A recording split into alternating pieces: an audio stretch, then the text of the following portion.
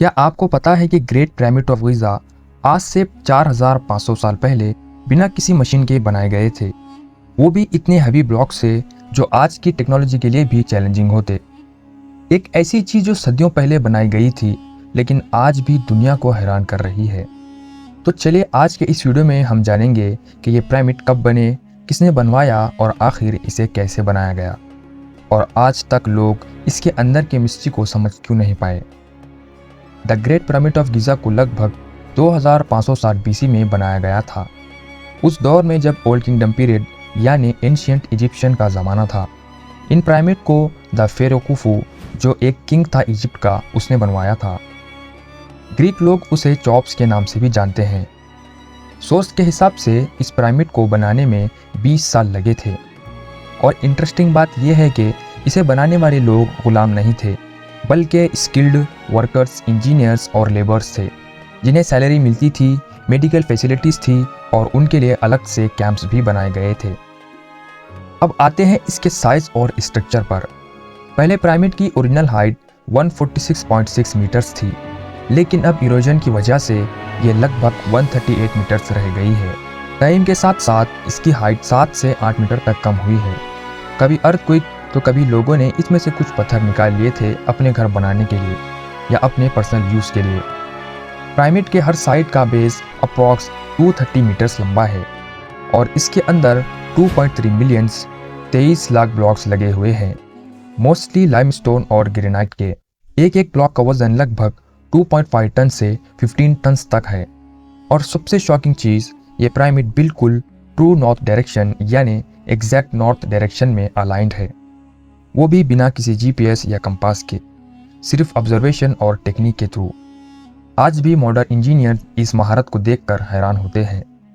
अब आते हैं इसके सबसे मेन पॉइंट पर कि आखिर इसे उस टाइम पे बनाया कैसे गया था, क्योंकि इसके एक एक पत्थर का वजन लगभग 2 से 15 टन तक है।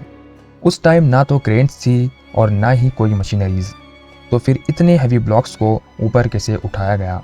एक थ्योरी के मुताबिक उन्होंने रैम्प्स बनाए थे और उन रैम्प्स पर ब्लॉक्स को खींच कर ले जाया जाता था।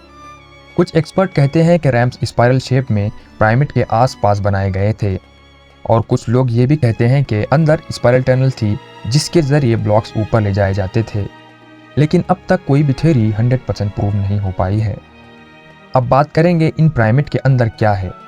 लोग सोचते हैं कि अंदर सिर्फ एक बड़ा रूम या मम्मी होगी, लेकिन असल में पिरामिड के अंदर एक सिंपल रूम नहीं, बल्कि एक पूरा अंडरग्राउंड स्ट्रक्चर है जिसमें कई जगह छुपी हुई है। सबसे अंदर है किंग्स चेम्बर, जिसमें एक बड़ा ग्रेनाइट का बॉक्स मिला था, जिसे लोग खुफू की खबर भी कहते हैं, लेकिन वहाँ कोई मम्मी नहीं मिली। फिर इसके और नीचे है क्वींस चेम्बर, जिसका पर्पस आज तक समझ नहीं आया है। कुछ लोग मानते हैं कि ये सिंबॉलिक था या सिर्फ स्पिरिचुअल यूज के लिए बनाया गया था। इन दोनों चेम्बर्स तक जाने के लिए एक लंबा और बहुत मुश्किल रास्ता है, जिसे कहा जाता है ग्रैंड गैलरी। ये एक टॉल और नैरो कॉरिडोर है जो पिरामिड के अंदर बहुत डीप जाता है और जिसका डिज़ाइन एकदम यूनिक है। इसके अलावा और भी कई मुश्किल रास्ते और छोटी टनल्स हैं जिन्हें क्रॉस करना आज भी बहुत मुश्किल है। जब आर्कियोलॉजिस्ट ने इन पिरामिड को प्रॉपरली एक्सप्लोर किया तो उन्हें कोई मम्मी नहीं मिली और ना ही कोई ख़जाना मिला। सब चेम्बर्स खाली थे।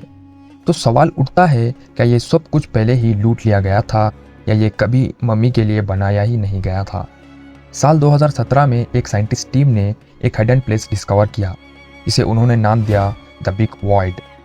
यह पिरामिड के अंदर एक 30 मीटर लंबा खाली प्लेस है, लेकिन उस तक जाने के लिए कोई डायरेक्ट एंट्रेंस नहीं है और अब तक कोई नहीं जानता वो किस लिए बनाया गया था। ये एक और रीज़न है जो पिरामिड को और भी मिस्टीरियस बनाता है। ये पिरामिड सिर्फ एक मकबरा नहीं है, ये एक इंजीनियरिंग मास्टरपीस है।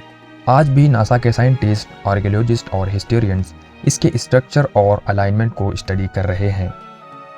कुछ लोग कहते हैं कि इस पिरामिड में सीक्रेट ज्योमेट्री का यूज़ हुआ था, तो वहीं कुछ लोग सोचते हैं कि ये कोई एनर्जी पोर्टल हुआ करता था। लेकिन सच तो ये है कि आज भी हम इस पिरामिड के अंदर छुपी सच्चाई को पूरी तरह समझ नहीं पाए हैं। तो क्या आपको लगता है कि ये सिर्फ एक खबर थी या इसमें छुपा है कुछ और, कोई सीक्रेट या एंशिएंट टेक्नोलॉजी? आपका ओपिनियन कमेंट में ज़रूर बताएं। और अगर आपको ये वीडियो पसंद आई हो तो लाइक करें, शेयर करें और सब्सक्राइब करें ताकि आप फ्यूचर में और भी ऐसी ही वीडियोस मिस ना कर पाएँ। Thanks for watching.